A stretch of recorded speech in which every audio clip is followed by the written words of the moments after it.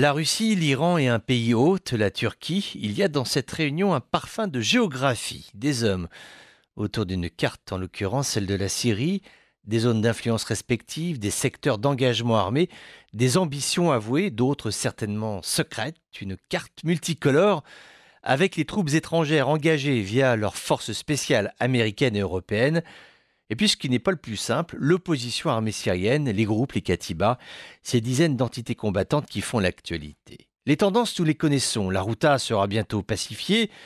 Bachar el-Assad criera victoire en remerciant l'allié russe et continuera à jouer son propre jeu. La province d'Idlib, le scénario idéal serait que les groupes djihadistes regroupés là-bas, et qui, pour certains, se détestent profondément, s'entretuent jusqu'au dernier. Alors que des accrochages soient possibles, des combats fratricides, oui, mais tout autant que l'inverse, c'est-à-dire que ces groupes, comprenant qu'ils sont acculés, se ressaisissent et présentent un front commun. Est-ce que Bachar el-Assad va envoyer ses chars, faire le sale boulot? En a-t-il les capacités militaires?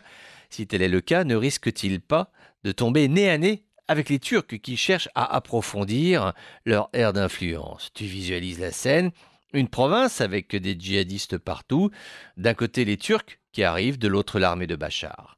Et au milieu, les Russes disant « Mais attendez, nous sommes alliés, on ne va pas commencer à se battre entre nous ». Bien sûr, ce que je décris là est caricatural, mais il y a un peu de ça quand même. L'énigme du jour, en fait, est celle-ci. Qui pense cette guerre à long terme? Qui se projette dans le futur? Là, tu te rends compte qu'il y a deux groupes. Ceux qui pensent loin, les Russes, dans une logique de grande puissance, de sphère d'influence et de rayonnement, idem les Iraniens, qui développent une stratégie régionale. Aujourd'hui, le corridor chiite est une réalité de Téhéran à Bagdad jusqu'à Damas et au sud Liban.